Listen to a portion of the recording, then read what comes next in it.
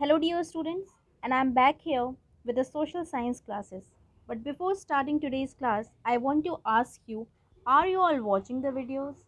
I don't think so because the views are very less. The views tell us about that you all are not watching the videos.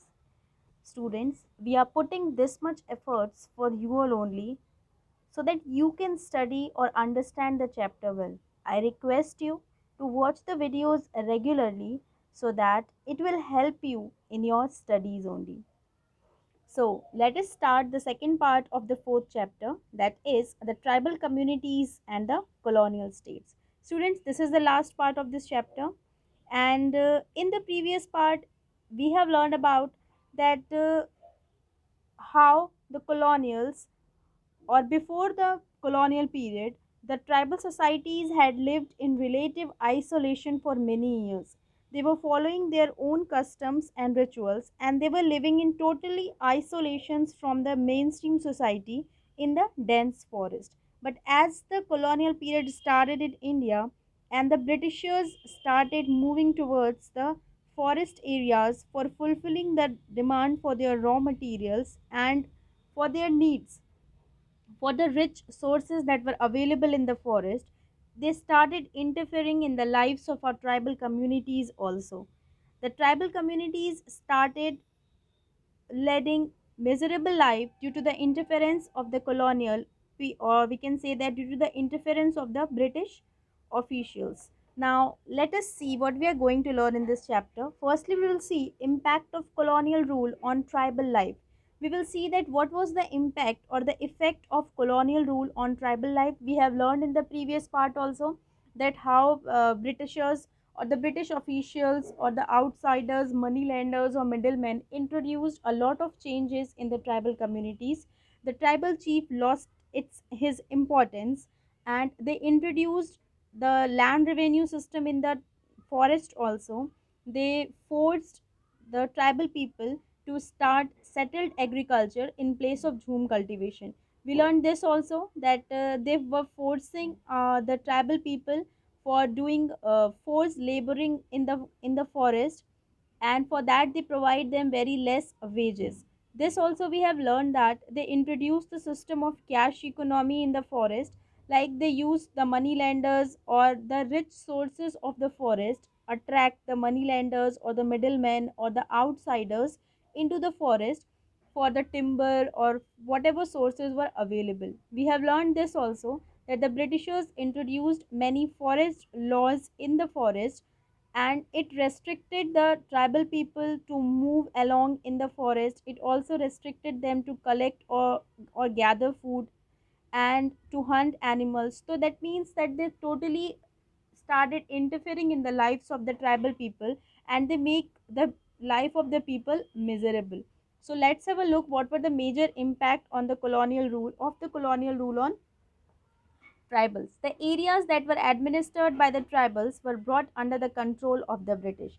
As we are knowing that tribals used to live in the forest areas, and those forests are very dense. Mainstream societies, it is impossible for them to reach to those places. But after that also the Britishers started moving towards to their life, and they administer the areas that were under the control of the tribals only. We are knowing that tribals believe that the forest belongs to them only because they only depend on forest, and Britishers started administering the tribal areas. Next change was that the merchants, the middlemen and the money lenders settled down in these areas due to the rich sources of forest. All these started settling in the forest areas or in the areas of the tribal communities to earn profit. Nextly, we will see that the tribal people were deprived of all rights, as we have seen that they were not allowed to move in the forest, they were not allowed to hunt animals, and they were not allowed to gather fruits. The tribal chief also lost its importance. So all these the Britishers started depriving the tribal people from their rights. The colonial rule introduced cash economy in the tribal people. For that, tribal people uh, have had to move towards other job opportunities, like they have to work in the plantation fields and they have to work in the mining sites to earn money so that they will be able to pay the land revenue to the Britishers. Due to the forest laws, the tribal led to migrate other areas in search of jobs, since the things on which the tribal people were depending prior to the colonial period, all those things were restricted by the Britishers, and that was the reason that the tribal people started migrating to other places in search of jobs.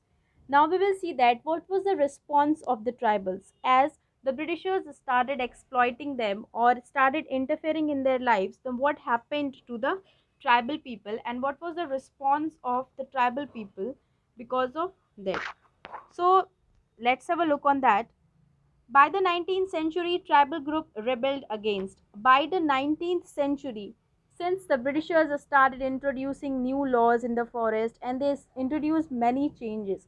So against those changes only, the tribal people started revolting, started rebelling, started opposing the Britishers. So first of all, they rebelled against the changes in laws, the changes that were made by the Britishers.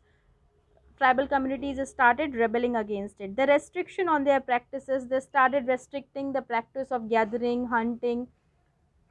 Okay, so next, jhum cultivation, the new taxes they had to pay. They introduced land revenue system in the forest also. So the tribals were not ready to pay the taxes also. The exploitation by traders and moneylenders, as we have learned in that cocoon case, that how they were purchasing cocoons at a very less price from the tribal communities and selling it at a very high price to the European market. So that is only they were exploiting, and the traders and money lenders were also exploiting. If the tribal was not able to pay the land revenue, then the money lender used to give him loan at very higher interest rates. So like this only, all these were the reasons that the tribal communities started rebelling against the Britishers.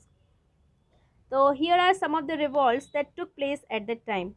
Okay, so basically the revolts were, the first was the Coles rebelled in 1831 to 32. Coles was a community or the tribal community. Okay, so they revolt against the Britishers in 1831. The Santhal revolt in 1855, we learned about the Santhals. They were the tribal community of Jharkhand. Next is the Bastar rebellion in 1910. This was also a tribal community that rebelled against the Britishers. The Warli, it is Warli that took place in Maharashtra. Warli is the tribal community of Maharashtra. This revolt took place in 1940. And the Munda rebellion. Among these all revolts, there were many revolts. It is given in your book also. The it discussed about many revolt like Mundas, Naiks, Khonds, Khoyas, Nagas.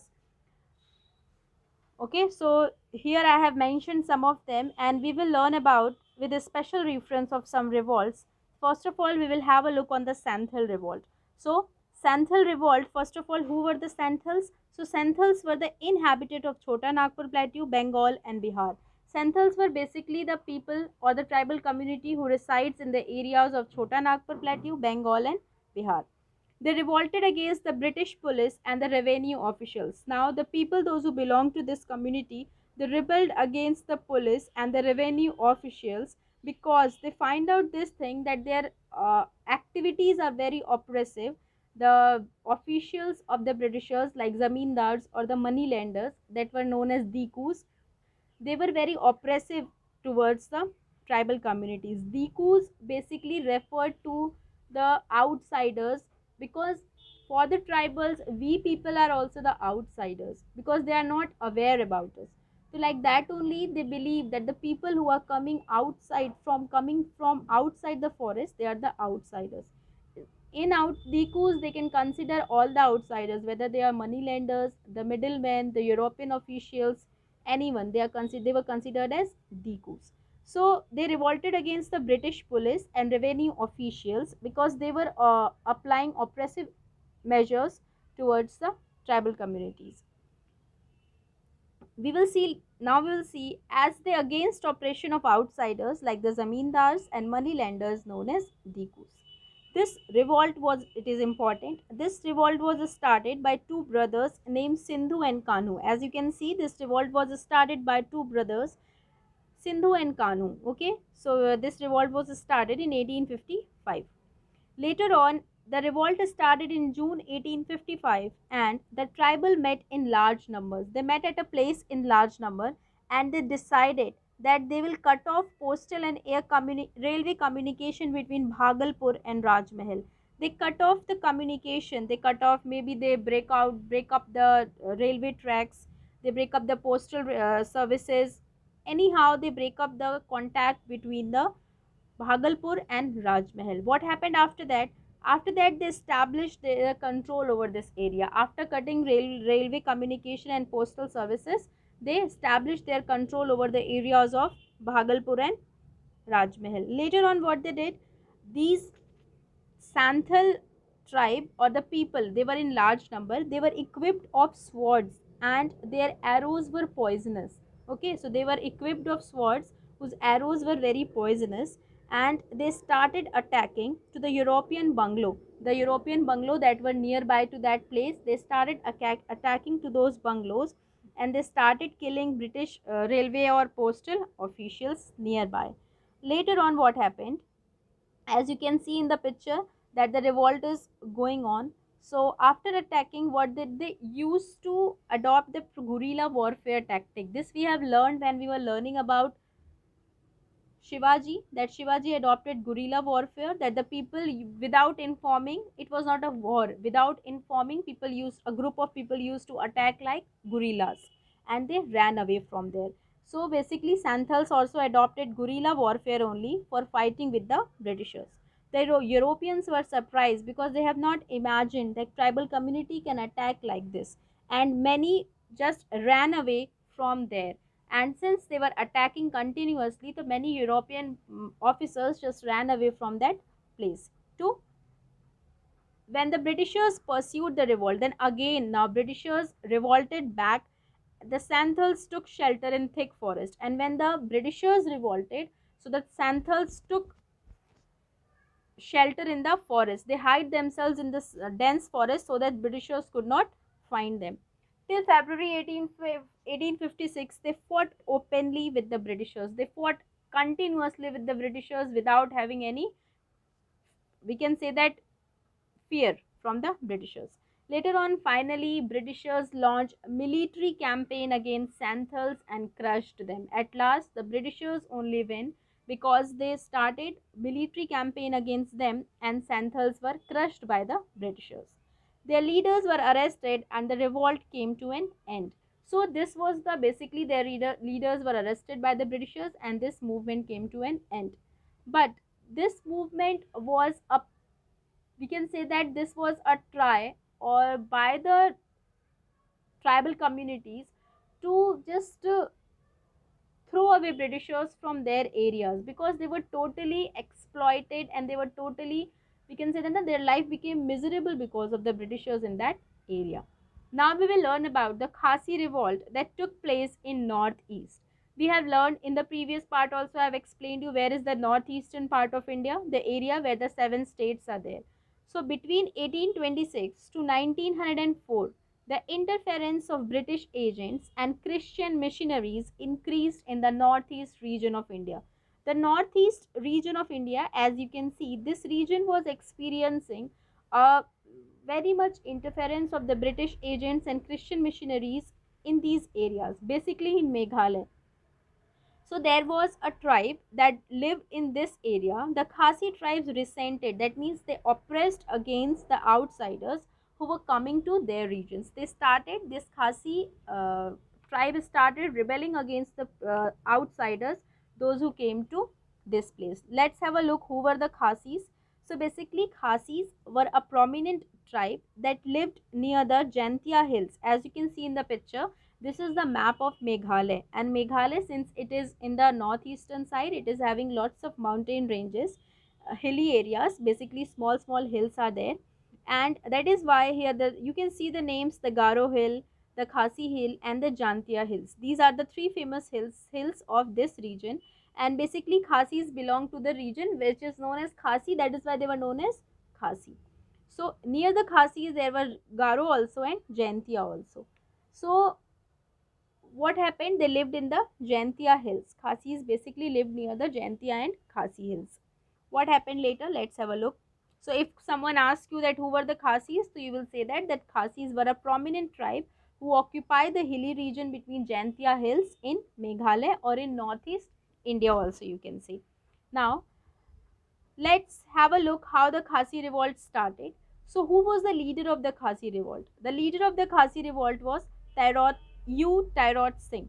U Tairot Singh started the Khasi revolt because the Britishers gave contract to some Bengal officials, or we can say that they give contract to the Bengal labor community or the contractor to build a road network between Sylhet and Burma. Okay, so they basically gave a contract, and that road passes through the region of the Khasis where they live. Are you understood? देखो हुआ क्या, the Britishers basically what happened that the Bengal contractors got the contract of constructing a road between Sylhet and Burma. The road passes through the region where the Khasis live. Okay, so basically, U Tarot Singh resented against this contract of the Britishers to that they were building road on their region. That is why they rebelled against Britishers. Okay, the reason of this revolt, I think it is understood to you. Now let's have a look how the revolt happened. On 5th May 1829, Khasis with Garo tribe also, two tribal communities combined with each other, and they massacred, that means they killed a large number of Europeans as well as the Bengalis also, because they were the contractor who were working under them. Okay, since the Bengali contractors were working under them, so that is why the Khasis killed Europeans also and the Bengalis also. Later on, even they burned some European settlements also. They burned European police, they burned their police stations also. Okay, they burned European settlements and the convicts employed in the construction of roads. Okay, and the people, those who were employed, the people from which the Britishers were using, or Beth Begari, we say Beth Begari means they were using them as forced laborers for constructing the road. As we I have explained you that in the other jobs they worked, the tribal also worked as laborers for constructing the roads. So they what they did, they released the convicts employed in the construction of the road. They released some of the people also, those who were employed for constructing the forcefully employed. Then they marched towards Cherrapunji. Then they marched towards Cherrapunji in Meghalaya in search of Mr. Scott. Mr. Scott was the political agent of Assam, and he was only responsible for constructing that road, and that is why they moved towards for attacking on Mr. Scott to the Cherrapunji. Initially, the Britishers were also panicked that what the tribals were doing, and they were also not able to understand that what was going on.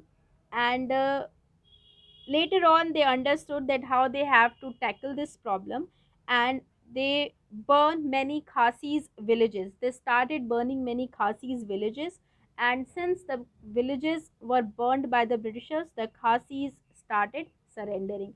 And like this only, the Britishers again forced this community, this tribal community also, to surrender.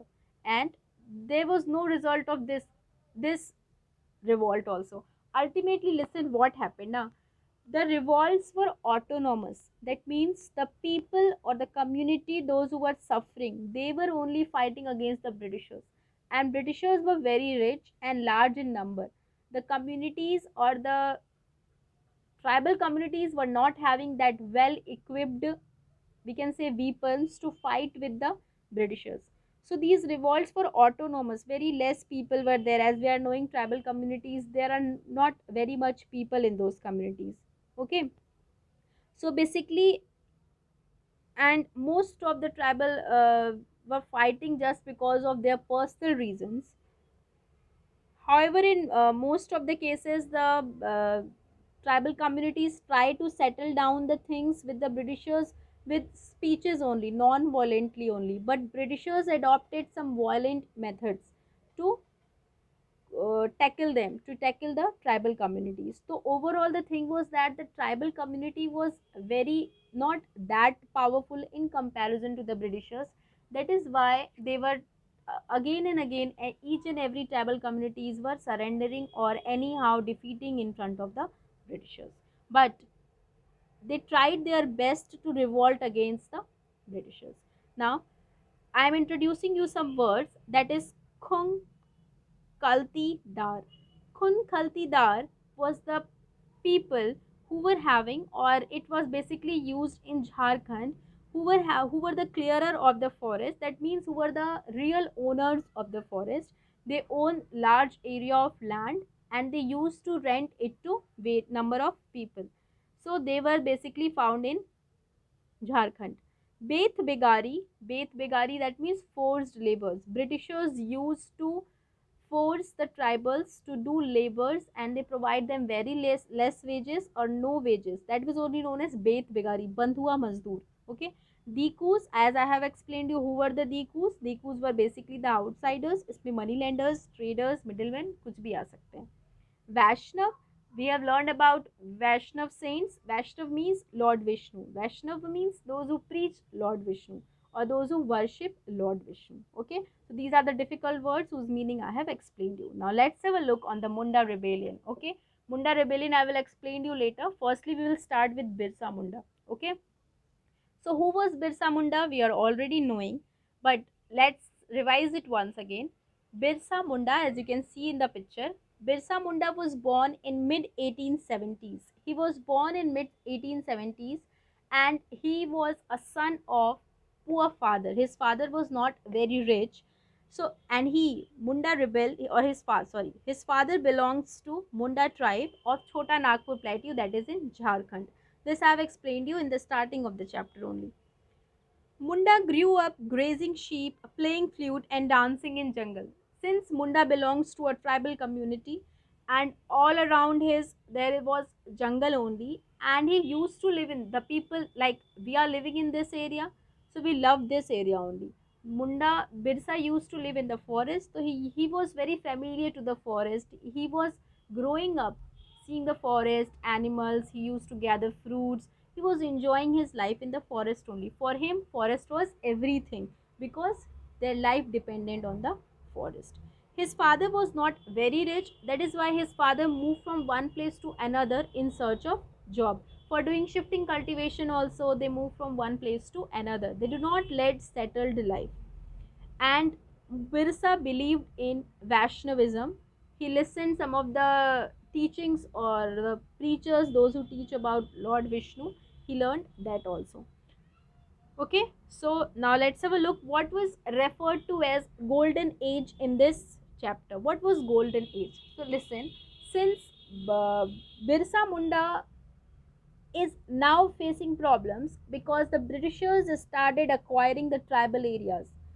Golden Age was the age of the ancestors of the Birsa Munda when no Britishers were there and the tribal communities like Birsa Munda, the ancestors, the grandfather, the great grandfathers of Birsa Munda were having the right over their own property in the forest. They own a large property in the forest and they were enjoying their forest right. They were not restricted to hunt, they were not restricted to gather animals, gather fruits. So this is only that is why Birsa Munda referred the period of his ancestors as golden age. He believed that their period was a golden age. This time so we are suffering because of the Britishers.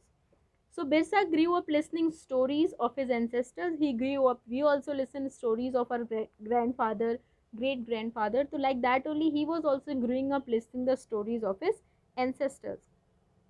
Munda tribe was themselves as the descendants of the original settlers of Jharkhand region, and Birsa believed that the Munda tribe is having the right of this Jharkhand region. They belong to this area, and this area belongs to them. Munda's ancestors' age was considered as golden age. If the question arises that which age was considered as golden age, your answer will be Munda's ancestors' age. As they were, why it was considered as golden age? Because as they were enjoying their all rights over forest. They were the traditional owners of the land known as Kun Kaltidar. I have explained you who was Kun Kaltidar. The Kun Kaltigadar were the people those who were having their own land, large areas of land. They used to rent it to others also. He listened from the missionaries, that means the Christian missionaries, those who used to teach in the school. So Birsa listened from them also that it was possible for the Mundas to attain the kingdom of heaven. Kingdom of heaven means they can get back to their golden age if, and they can regain their lost rights if they will give up their evil or bad practices. Sometime while roaming here and there, Munda जो है, he came to some British missionaries, Christian missionary, and he just listened from them कि Munda can get back their power if they become good. So that is why what he did, if they will give up their bad practices. So this came to his mind that if we will give up these bad practices, whatever bad practices we are following, then we will get our kingdom back, we will get our territory back, we will become like our ancestors again. So let's have a look. Dream of Birsa Munda. What Birsa Munda dreamt of? Birsa Munda dreamt of, like, what Birsa wanted to stop. Birsa wanted to stop Beth Bigari. He did not like Beth Bigari. His people or the people belonging to his tribe was doing Beth Bigari or the forced labors and interference of non-tribal jagirdars, zamindars and dikus. He wanted to stop that forced labor also, that Beth Bigari also. He do not want, he wanted this thing that the outsiders do not interfere them at all.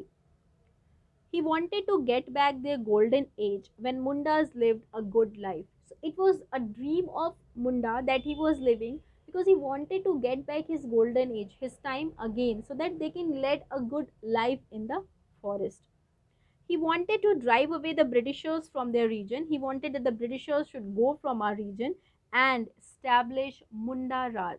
He wanted to establish a kingdom known as Munda Raj, and he wanted to become a king of that region. Okay, so this was the dream of Birsa Munda.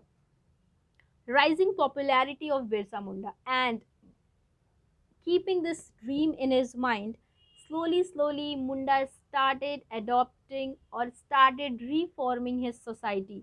He started gathering people, he started tell them about their ancestors, like how was their ancestors and how they were enjoying the rights over the full rights over the forest. And he started giving speeches and gathering people and awareing them against the Britishers, like how Britishers are exploiting them. We have to get back our rights.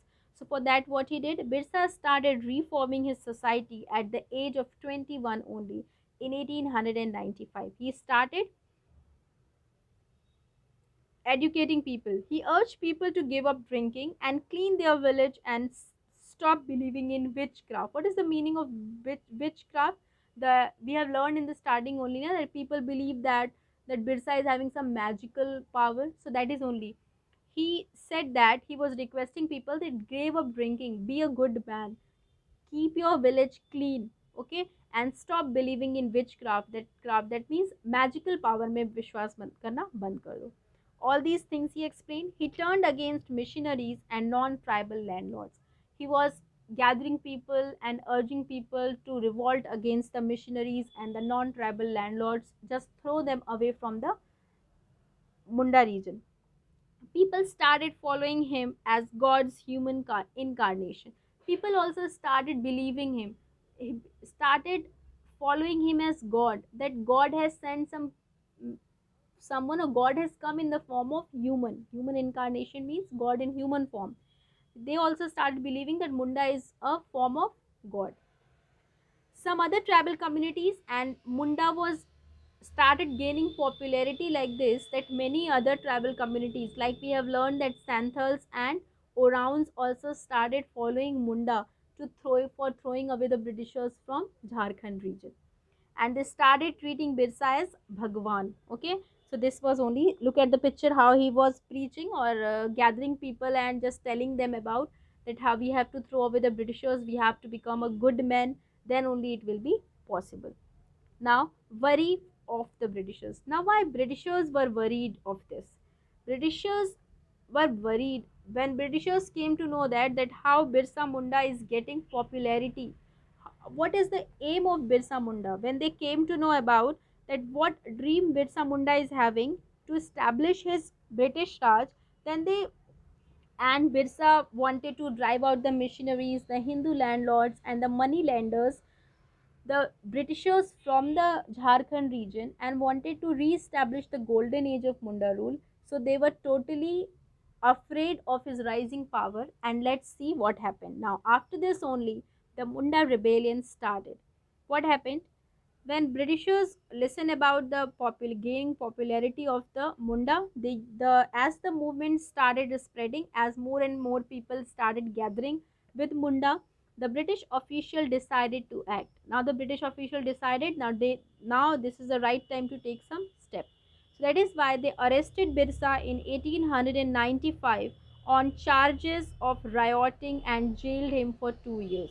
They arrest Birsa Munda that he's rioting, he's opposing against us. So he was jailed in 1895 for 2 years. Let's see what happened later.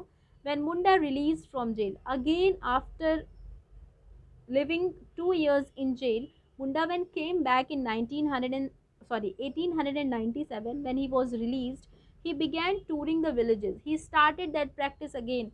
He began touring the villages. He started gathering people and gathering their support. Later on, he referred Dikus. He said that Dikus are the Ravanas, okay, and we have to destroy them. This question may also arises that who was recognized as or referred as Ravanas by Munda. So they were the Dikus.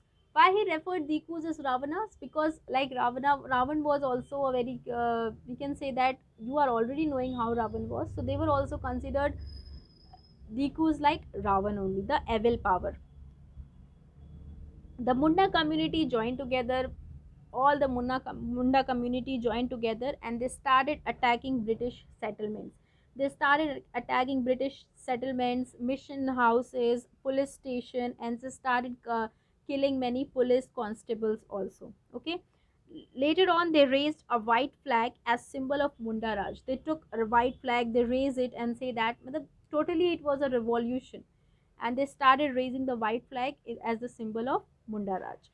In 1900, Birsa was again arrested, but due to some Mundas just betray Birsa Munda, they were with in the side of Britishers. So that is why Birsa was betrayed by his Munda tribe, people of the Munda tribe only, and he was again arrested in 1900. When he was in jail in 1900, he was suffering from cholera, and due to cholera, he died in 1900 only. And this movement was faded out. This movement was again finished by the death of Birsa Munda only. Okay, since this leader only died, so there was no, See later on, what was the result of Munda rebel? The movement was ended after the death of Munda, but it was significant in at least two ways. That all the revolution just ended, but after the end of the Munda rebel, the Britishers it brought some significant, some important changes also. What was those changes? Let's see. It forced the British government to introduce laws so that the land of the tribal could not be easily taken over by Dikus. Now the Munda rebel forced the Britishers, because Britishers were knowing that if we are not going to listen the demands of the tribals are not going to allow us to do our work in the forest areas, and they were again and again in any form they will revolt against us. So this revolt is wasting our time. So better let's do some agreement, do some समझौता कर लेना. So that is only British government introduced laws so that the land of the tribal could not be easily taken over by Dikus. To fulfill the demand of the tribal people, they introduced some laws so that the so the Dikus, the outsiders, could not easily take their land from them. It showed one thing also. It showed that the tribal people had capacity. They were having the capacity to protest against the injustices inflicted by the British government. British government or this revolt or those whatever revolts took place, the British, these all revolts just By these revolts, the Britishers understood that the tribals are having the capacity to revolt against us or against injustices. Okay, so this rebel also contributed to the growing socio religious consciousness among the tribal in Chota Nagpur people. Now, let's see what were the main change, the changes introduced by Britishers. Firstly, this is important, this question may come, that what were the changes introduced by the Britishers after the Munda rebel. So Britishers enacted Chota Nagpur, it is Chota Nagpur Tenancy Act in 1908. Okay, so Chota Nagpur Tenancy Act was passed after the Munda rebel in 1908. According to this act tried to help the Mundas for banning Beth Begari. Forced labor was totally stopped after this, or according to this act. The act assured local customary land rights to the Mundas in their village. Okay, the act have assured this thing to the local people, that their rights will remain to them. The tribals can enjoy their basic rights, the rights related to their customs, related to their rituals in the villages also. Okay, lastly, the government also took some step to maintain a good relation between the tribal communities and the government, so that tribal communities also can work for them. Okay, and that means they started persuading the tribal communities, so that no other revolt can be done by the tribal communities. Okay, students, so this is the end of the chapter, and I finished this chapter also. I hope that you all are able to understand the chapters well, and in case if you are not able to understand, please ask me through the comment box. I will definitely solve your problems. I wish and I expect from you all that if I am putting this much of effort for making these videos for you only, so that you can understand the chapter. Beta, please watch the videos. It will be very helpful for you. So, thank you.